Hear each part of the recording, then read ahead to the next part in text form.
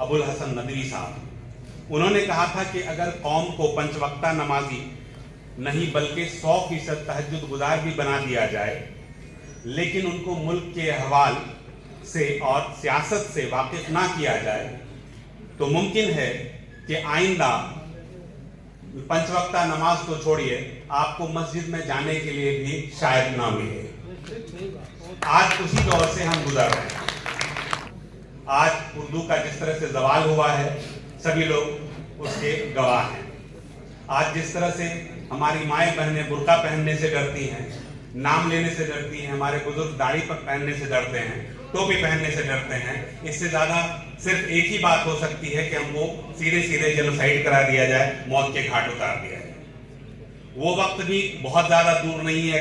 अगर सिम्टम्स देखें तो वहां तक हम लोग पहुंच गए हैं। और ये इसको डर की खेती कहते हैं। बहुत सारी मूवीज में भी आपने देखा होगा कि डराया जाता है लोगों को। पहले किसी कौम के जवाल के लिए उसको डराया जाता है, और उसी डर के बाद आप इस लेवल पे आ जाते हैं कि सांस लेने को अपनी जिंदगी समझते हैं और अपनी कामयाबी समझते हैं।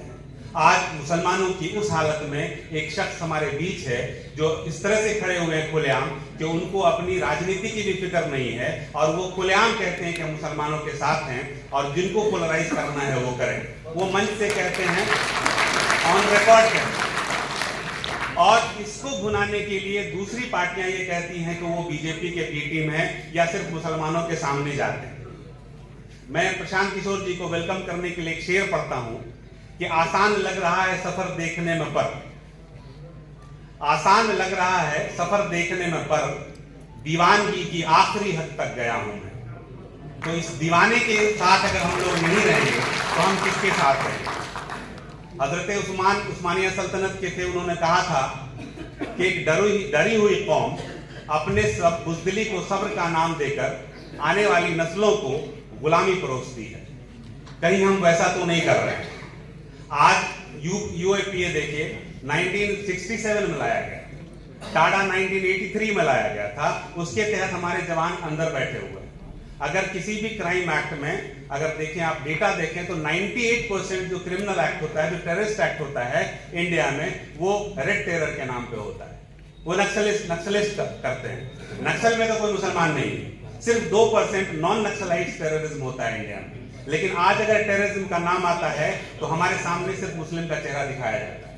उस 2% में जो हो सकता है कि मुस्लिम्स करते होंगे या मुस्लिम्स इन्वॉल्व होंगे डायरेक्टली या इनडायरेक्टली, लेकिन अगर आप जेल में चले जाएं तो 60-70% जेल में जो टाडा या यूएपीए के अंदर बंद हैं वो मुसलमान हैं।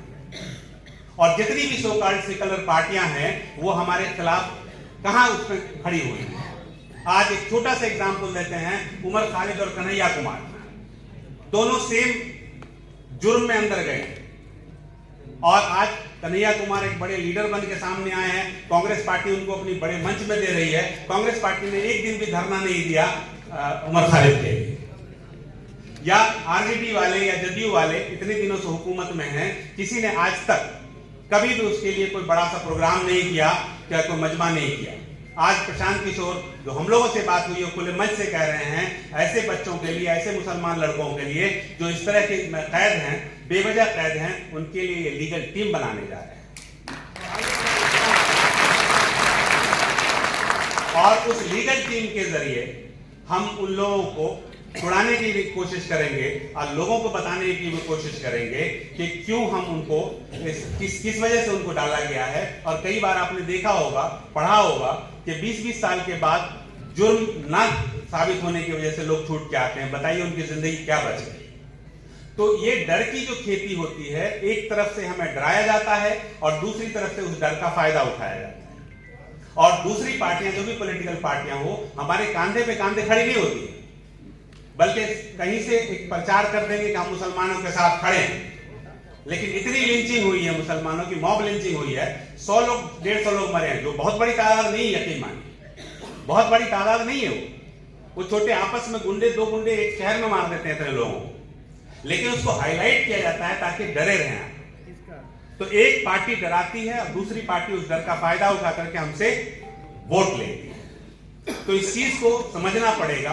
और उस सिलसिले में मैं इन दीवाने जो प्रशांत किशोर हैं उनकी ये दूसरी इतनी बड़ी मुहिम है जिसमें वो गांव गांव जाकर के ये बेदारी कारवा करने जा रहे हैं। अब बेदारी की क्यों जरूरत है? एक छोटा सा गवर्नमेंट का स्कीम होता है, उसमें मुसलमानों के 99% लोगों को पता नहीं होता है कि उनको क्या मिलना चाहिए और गवर्नमेंट ने क्या दिया है, उनका क्या हक है। तो अगर गांव गांव जाकर के इल्म हासिल, एक तरह से ये इल्म है, ये जो बेदारी कारवां है इसमें इल्म दिया जाता है। और यकीन मानिए अगर इल्म इंडिया के बेस्ट मास्टर के द्वारा दिया जाए तो उससे अच्छी बात और क्या हो सकती है। ये हमारी खुशकिस्मती है कि प्रशांत किशोर के पानी। इसी सिलसिले में एक शेर में पढ़ता हूं कि जिस तरफ सब हैं उधर होना बड़ी बात नहीं, जिस तरफ सब हैं उधर होना बड़ी बात नहीं, कुछ तो उलझन है जो हम आके इधर बैठे हैं,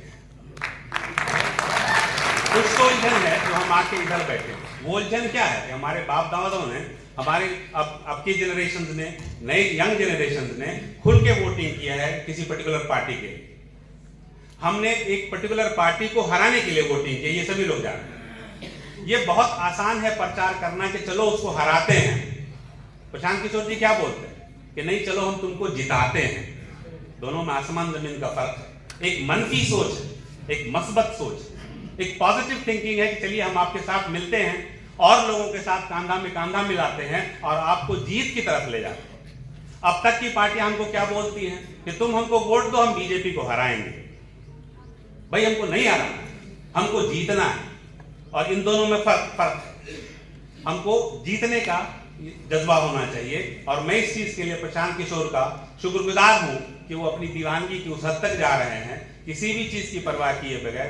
15 दिन से वो यहाँ पे खाना पीना सही से नहीं खाए हैं, फिर भी हमारी महफिल में है और एक इतने बड़े इजलास का इंतजाम किया है। मैं उनको दुआएं देता हूं कि अल्लाह उनकी सेहत को अच्छा रखे और हमारे साथ है। बहुत बहुत शुक्रिया।